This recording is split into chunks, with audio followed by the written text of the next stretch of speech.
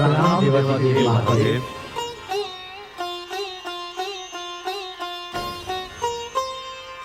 प्रणाम सप्तऋषिगण, आइए पधारिए। प्रभु, आपने हमें यहाँ क्यों बुलाया है? हे ऋषिगण, लोकाचार बहुत महत्वपूर्ण होता है। आप कृपया मेरी ओर से हिमाचल राज से मिलें और उनसे निवेदन करें कि वे मुझे अपना जामाता बनाने का सौभाग्य प्राप्त करें। देवाधिदेव, आपने तो माता भगवती को स्वीकार कर लिया है और माता भगवती भी अपनी इच्छा व्यक्त कर चुकी हैं, किंतु लोकाचार तो करना ही पड़ेगा ना। देवी भगवती जितनी जल्दी कैलाश पर आए उतना ही अच्छा है।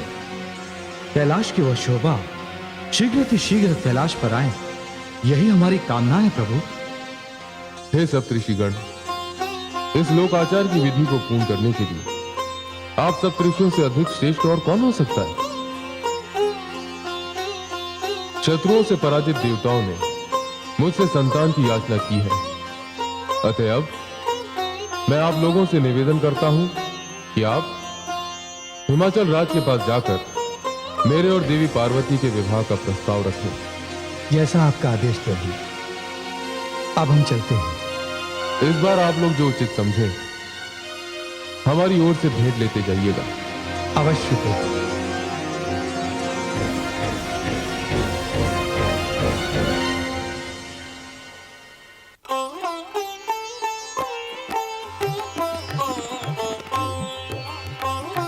महारानी, मैं आपसे कह रहा था कि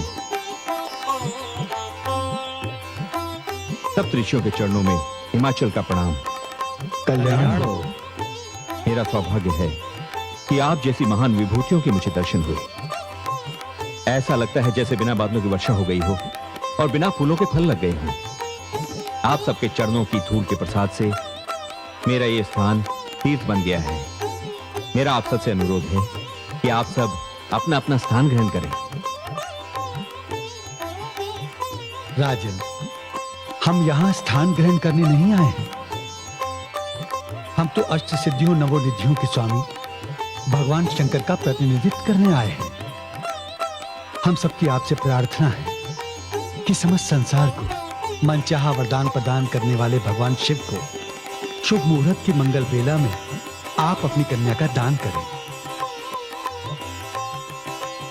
जिससे पार्वती जगत जननी के रूप में सारे संसार का कल्याण कर सके। हे ऋषिगणों, आपने अभी अभी जो कुछ कहा उससे मुझे अत्यधिक प्रसन्नता हो रही है। मैं बड़ा ही भाग्यशाली हूं। सहसा मुझे इसका विश्वास नहीं हो रहा है। विश्व आत्मा शिव शंकर ने मेरी पुत्री पार्वती की कामना की है और उसी कार्य के लिए आप सब ऋषिगण यहां पधारे हैं। यह सुनकर मुझे ऐसे लग रहा है जैसे मेरा गृहस्थ जीवन सार्थक हो गया हो। इसमें संदेह की आवश्यकता नहीं है गिरिराज। हम सब भगवान शिव की इच्छा से ही यहाँ आए हैं और आपसे विनती करते हैं कि आप कोई शुभ मुहूर्त देखकर पुत्री पार्वती के वागदान का आयोजन करवाएं। मैं धन्य हो गया ऋषिगण। हमारी पुत्री बड़ी ही भाग्यशालिनी है। पार्वती भगवान शिव का ऐसा वरदान है जिसे पुत्री रूप में पाकर हम धन्य हो गए हैं, किंतु हमें यह ज्ञात नहीं था कि इस वरदान देने वाले को हम जामाता के रूप में पाकर और भी धन्य हो जाएंगे। महारानी तो इतनी प्रसन्न हो गई हैं कि अपनी कोई प्रतिक्रिया ही व्यक्त नहीं कर पा रही हैं।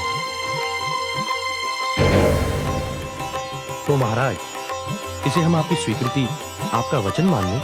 हाँ हाँ, मान लें, अवश्य मान लें ऋषिवर। मैं तो धन्य हो गया ऋषिवर। मैं कोई शुभ मुहूर्त देखकर पुत्री पार्वती के वागदान का शगुन लेकर शीघ्र ही कैलाश पहुंचूंगा। तो अब आज्ञा दीजिए राजन। अवश्य ऋषिगण। महामंत्री जी। जी महाराज। सप्तऋषियों का अभिनंदन किया जाए। इनकी महिमा के अनुरूप इनकी विदाई का श्रेष्ठतम प्रबंध किया जाए। जो आज्ञा महाराज। आइए ऋषिवर, चलिए। आइए। प्रणाम ऋषिवर।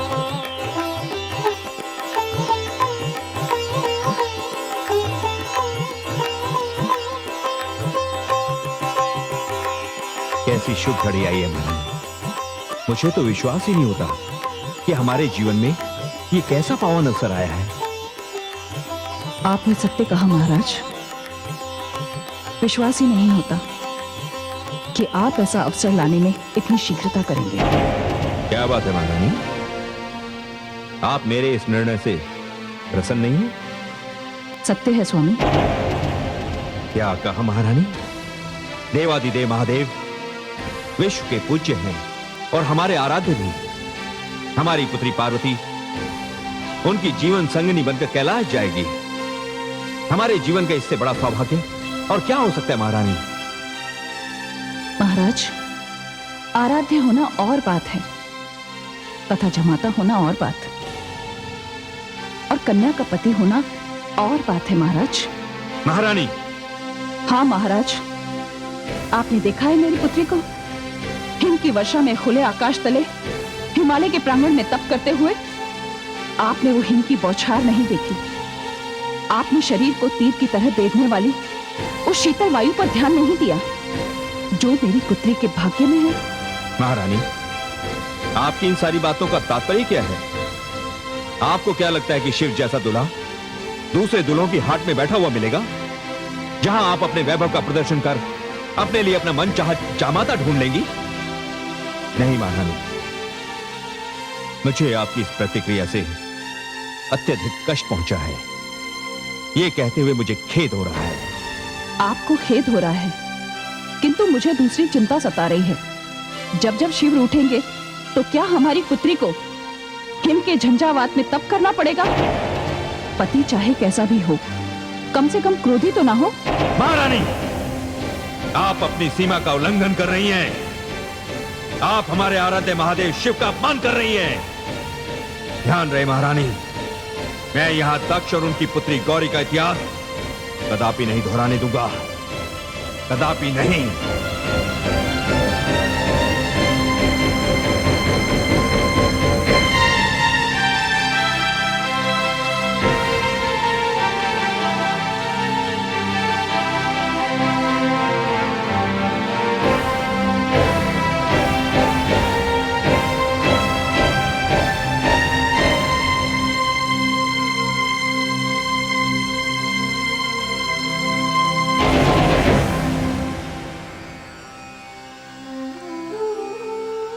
आराध्य होना और बात है तथा जमाता होना और बात, और कन्या का पति होना और बात है महाराज।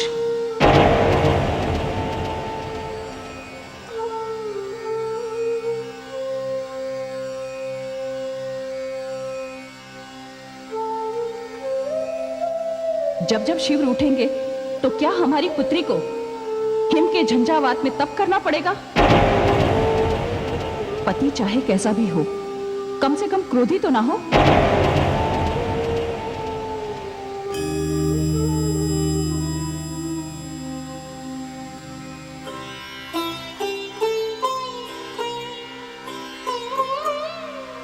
नारायण नारायण। प्रणाम देवर्षि। आयुष्मती भव। ये क्या पुत्री, आज इतनी प्रसन्नता का दिन है कि मैं फूला नहीं समा रहा हूँ। सप्तऋषिगण भगवान शिव से जाकर मिल चुके हैं और उन्हें समाचार भी दे चुके हैं कि आपके पिताश्री ने उन्हें जामाता बनाना स्वीकार कर लिया है। ये समाचार हम सब के लिए बहुत आनंदपूर्वक है। आपके जन जन की साध पूर्ण हो गई और आप यहाँ उदास बैठी हैं। देवर्षि, आप नहीं जानते, इसे आप मेरा भाग्य कहिए या प्रारब्ध, इतिहास अपने आप को एक बार फिर दोहराने जा रहा है। क्या? हाँ देवर्षि, इतनी साधना और इतने कठोर तप के पश्चात क्या फिर से मुझे भगवान देवादिदेव का विरह सहन करना पड़ेगा? अर्थात पूर्व जन्म में जो विरोध पिता श्री दक्ष द्वारा प्रकट किया गया था, इस जन्म में उनका स्थान माताश्री लेने जा रही हैं। नहीं, ये नहीं होगा, ये कदापि नहीं होगा। मैं ऐसा नहीं होने दूंगा पुत्री। देवर्षि, माताश्री ने पिताश्री से यह कह दिया है कि शिव क्रोधी हैं और वे एक क्रोधी व्यक्ति को अपनी पुत्री नहीं दे सकती। नारायण नारायण। यदि भविष्य की डोर स्वयं ईश्वर के हाथों में ना होती तो मानव तो न जाने क्या कर डालता। ईश्वर की सबसे बड़ी कृपा यही है कि हम अपने भविष्य को नहीं जानते। यदि भविष्य के सारे सुख दुख हमें वर्तमान में ही ज्ञात हो जाएं, तो जीना कठिन हो जाएगा। हमारा कर्तव्य है कि हम वर्तमान में जिएं और भविष्य को ईश्वर की इच्छा पर छोड़ दें। यही जीने की कला है। आप चिंता ना करें पुत्री। मुझे लगता है कि महारानी मैना को कोई भ्रम हो गया है। मैं अभी ऋषि वशिष्ठ के आश्रम जाता हूं और उनकी पत्नी अरुंधति से अनुरोध करता हूं कि वे यहां आएं और इस समस्या का समाधान कर दें। आप शांत रहें पुत्री, मुझे आज्ञा दें। प्रणाम देवर्षि। आयुष्मति भव। नारायण नारायण।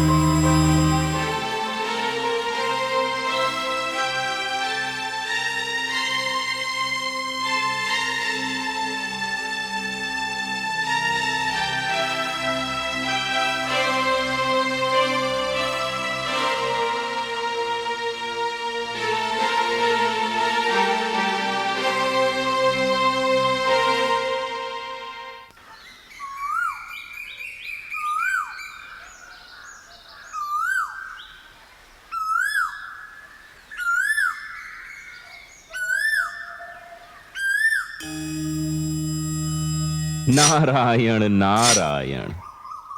आओ देवर्षि नारद, उचित समय पर आए। मैं अल्पाहार करने ही जा रहा था। आप अल्पाहार करें, मैं तो केवल भाभी श्री देवी अरुंधति के दर्शन करना चाहता हूं। प्रणाम देवर्षि। प्रणाम भाभी श्री। मंगल हो।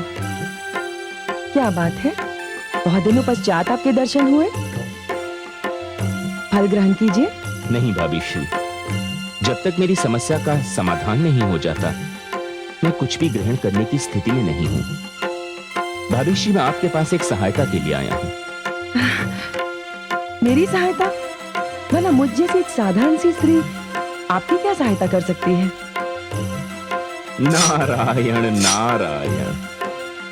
भाभी श्री, सारा संसार एक आदर्श नारी के रूप में आपकी पूजा करता है। आप स्वयं एक नक्षत्र हैं। आपका स्थान तो इतना ऊंचा है कि धरती के लोग जब विवाह बंधन में बंधते हैं तो वधु को अरुंधति नक्षत्र के दर्शन कराए जाते हैं। और वो इसलिए क्योंकि आप दृढ़ निश्चय, नियम और संयम की मूर्ति हैं। आप एक विदुषी हैं। भाभी श्री, आप देवी मैना का ये भ्रम दूर कर दें ताकि पुत्री पार्वती का भगवान शिव के साथ विवाह संभव। ये क्या कह रहे हैं देवर्षि? हम स्वयं भगवान शिव की ओर से विवाह का प्रस्ताव लेकर गिरिराज के पास गए थे और उन्होंने इसे स्वीकार भी कर लिया था। इसी की सूचना भगवान शिव को देकर हम कल संध्या ही कैलाश से लौटे हैं। हाँ भ्राताश्री, परंतु स्थितियां न जाने कब बदल गईं, पता ही नहीं चला। अब तो महारानी मैना ये हट किए बैठी हैं कि वे भगवान शिव के साथ अपनी कन्या का विवाह नहीं होने देंगी। ये कैसे संभव है? एक बार वचन देकर लौटाया नहीं जा सकता। मैं आपके साथ चलती हूँ देवर्षि। मैं आपके पास यही आशा लेकर आया था। महारानी मीना सचमुच मेरा सम्मान करती हैं या नहीं, आज इसका पता भी चल जाएगा। नारायण नारायण।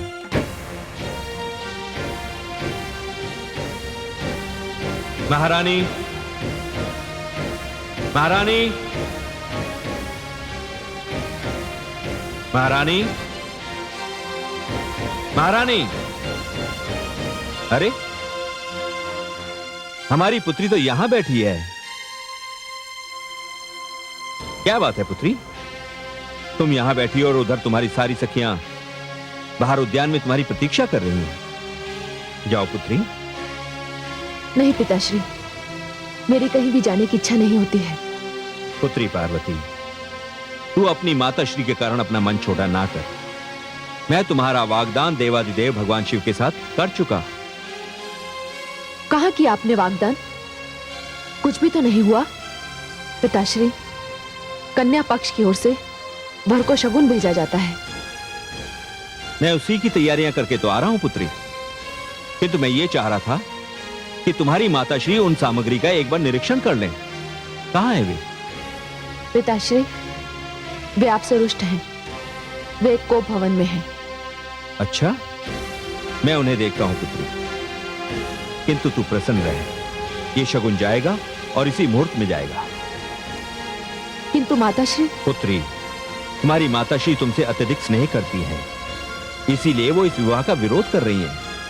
किंतु तू चिंता ना कर, सब ठीक हो जाएगा। नारायण नारायण।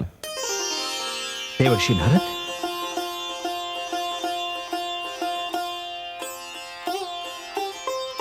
प्रणाम देवर्षि। अरे, परम पुनीता मात्र स्वरूपा देवी अरुंधति भी पधारी है। मेरा ये स्थान तो पवित्र हो गया, मैं धन्य हो गया। प्रणाम स्वीकार करें देवी। प्रणाम। मेरे प्रति आपकी सम्मान भावना के लिए मैं आपकी आभारी हूँ गिरिराज। मैं देवी मीना से मिलने आई हूँ।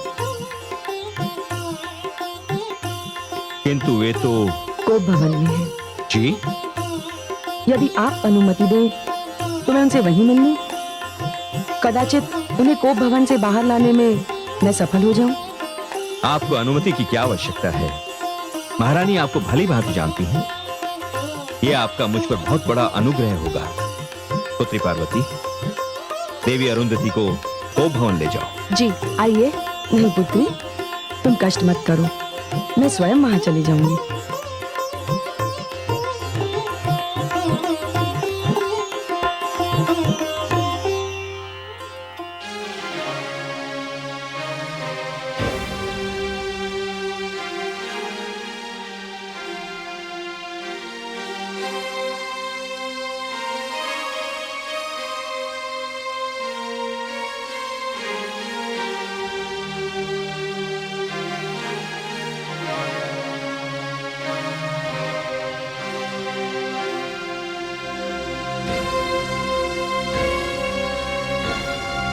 महारानी मीना। गुरुपति, आप गृहिणियों में ये कोप भवन की परंपरा बहुत अच्छी है। बिना कुछ कहे लोगों को स्वयं पता चल जाता है कि गृह स्वामिनी रुष्ट हैं। प्रणाम गुरुपत्नी। प्रणाम। देवी अरुंधति, मैं आपका इस कोप भवन में कैसे स्वागत करूं? बस केवल आपकी थोड़ी सी मुस्कान इस कोप भवन को आनंद में बदल देगी। देवी अरुंधति, आप नहीं जानती मेरे क्रोध का कारण क्या है। कारण मैं जानती हूँ। महारानी, आप एक बात बताएंगी, क्या संसार में आप पहली स्त्री हैं जो मां बनी है? जी? जी हाँ। क्या आपके पास कोई ऐसा साधन है जिसके आधार पर आपने अपनी कन्या का भविष्य जान लिया है? देवी, आप मेरी बात का उत्तर दीजिए। क्या आप अपने आप को अपनी संतान का भाग्य विधाता मानती हैं? नहीं, ऐसी तो कोई बात नहीं। तो फिर भगवान शिव से देवी पार्वती के होने वाले विवाह पर आप असंतुष्ट क्यों हैं? गुरुपत्नी, मेरे मन में भय है कि मेरी पुत्री वहां सुखी नहीं रहेगी। महारानी मीना, जो शिव सारे संसार को सुख बांटते हैं, वो आपकी पुत्री को दुख केवल इसलिए देंगे क्योंकि आपको भय है? ऐसी बात नहीं। फिर क्या बात है महारानी? जिस कन्या ने भगवान शिव को वर रूप में पाने के लिए अपने प्राणों की चिंता नहीं की, उससे शिव को छीनकर आप उसकी प्राणों से नहीं खेल रही हैं? गुरुपत्नी, मेरी बात का उत्तर दीजिए। आपने भगवान शिव में ऐसी कौन सी बात देखी जिससे भय आपके हृदय में समा गया है? मुझे ऐसा प्रतीत हुआ कि वो क्रोधी हैं। उनका स्वभाव उग्र है। महारानी, जिनके माथे पर स्वयं चंद्रमा विराजमान हो, चंद्रमा जो शीतलता का सागर है, ऐसे चंद्रमा को अपने मस्तक पर धारण करने वाले भगवान शिव क्रोधी, उनका स्वभाव उग्र? अरे वे तो आशुतोष हैं। यदि ऐसा नहीं है तो उन्हें मेरी पुत्री से इतना कठोर तप कराने की क्या आवश्यकता थी? जब वे आशुतोष हैं, शीघ्र प्रसन्न होने वाले व्यक्तियों में से हैं, तो उन्होंने मेरी पुत्री के साथ ऐसा क्यों किया? ऐसा करने के दो कारण हैं। पहला कारण तो ये, आपकी पुत्री केवल भगवान शिव की भक्ति नहीं, उन्हें पति रूप में पाना चाहती है, और उसके लिए योग्यता का कोई तो मापदंड होना चाहिए। और दूसरा कारण ये कि शिव एक पत्नी व्रती है। उनके जिस हृदय में दक्ष पुत्री गौरी विराजमान थी, उसी हृदय में मीना पुत्री पार्वती को स्थान देने में यदि वे आपकी इच्छा के अनुसार शीघ्रता करते, तो इसमें उनका अपना चरित्र क्या रह जाता? बोलिए। पत्नी के लिए उसका पति क्या होता है? उसका सर्वस्व, उसका ईश्वर। और आपके ईश्वर ने सप्त ऋषियों को, जिनमें मेरे पति भी थे, शिव को जमाता स्वीकार करने का वचन दिया है। और आपकी ये इच्छा है कि वो एक एक करके उन सातों ऋषियों के पास जाएं और उनसे ये कहें कि उन्होंने वचन नहीं दिया था, उनसे परिहास किया था। कितनी प्रसन्न होंगी आप, कितना बड़ा मान आपने अपने ईश्वर का रखा। धन्य है माननी मीना, आप धन्य हैं। बस बस देवी, मुझे और लज्जित न कीजिए। मुझे पता ही नहीं था, मैं अमृत को विष के समान समझ रही थी, और इसमें दोष अमृत का नहीं, मेरी अज्ञानता का था। मुझे क्षमा कर दीजिए देवी, मुझे क्षमा कर दीजिए। नहीं महारानी मीना, मैं स्त्री हूं, आप भी एक स्त्री हैं, और मेरी केवल एक ही इच्छा है।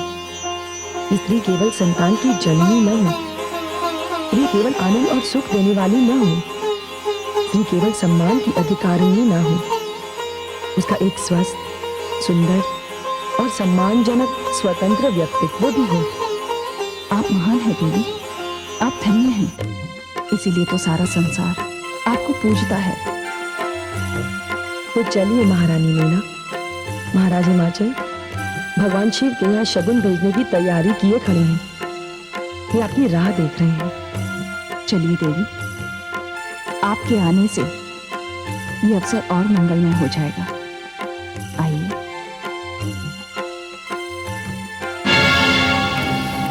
ऋषि पत्नी अरुंधति की सीख से हिमाचल पत्नी मैना बदल जाए, संभव है। सूर्य अपने रथ का मार्ग बदल दे, संभव है।